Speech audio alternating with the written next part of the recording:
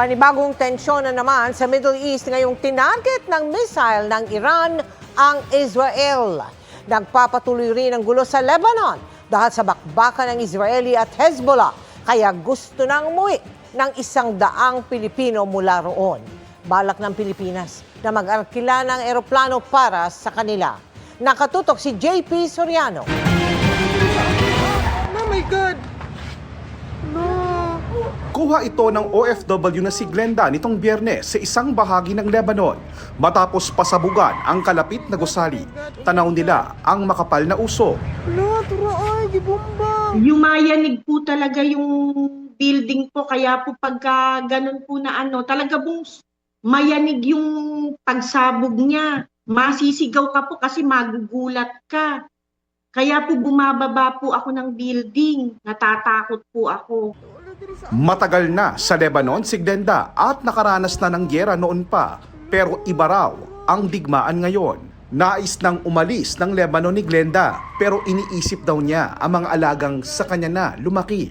Hindi ko po talaga maiwan, sir. Kaso, sir, syempre pag ganitong ipag-aano ko na po na talagang umuwi na rin po ako, sir.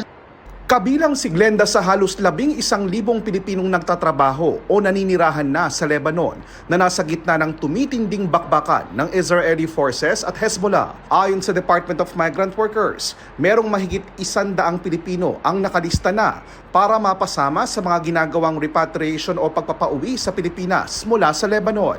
Ang problema, ilang beses nang nauuwi sa cancellations ang mga flight sa Lebanon dahil sa sunod-sunod na airstrikes mula sa Israel at Hezbollah. Kaya ang gobyerno ng Pilipinas mag-aarkila na ng isang special chartered flight para isakay ang lahat ng Pilipinong kailangan ng i-repatriate mula sa Lebanon. Pero ayon sa Department of Migrant Workers, hindi na lang sa himpapawid ang posibleng rutang tahakin para matuloy ang repatriation. Should the air route be impossible because pwede pong isarado nila yung airport doon sa Beirut meron na po tayong alternative, no? Yung land route natin naka-ready na going to Damascus, yung yate, yes. Meron na rin po kaming kinakausap, no, ng mga maritime vessel. Sa ngayon, nasa alert level 3 pa rin ang Lebanon. Ibig sabihin may repatriation na, pero hindi pa mandatory. Pero wala nang bagong Pilipinong manggagawa ang pwedeng i-deploy. Sa Israel naman, muling napasugod sa mga bomb shelters sa mga residente, kabilang na ang mga Pilipino, matapos ang pagpapakawala ng sunod-sunod na missile attacks na nasalag naman ng Iron Dome defense system ng Israel. Ayon sa DMW, walang Pilipinong nasaktan sa mga pinakabagong airstrikes na tinarget ng Israel at wala raw dapat ipag-alala sa ngayon.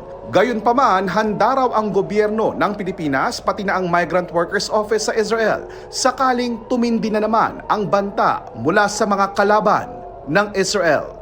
Para sa GMA Integrated News, JP Soriano, nakatutok 24 oras.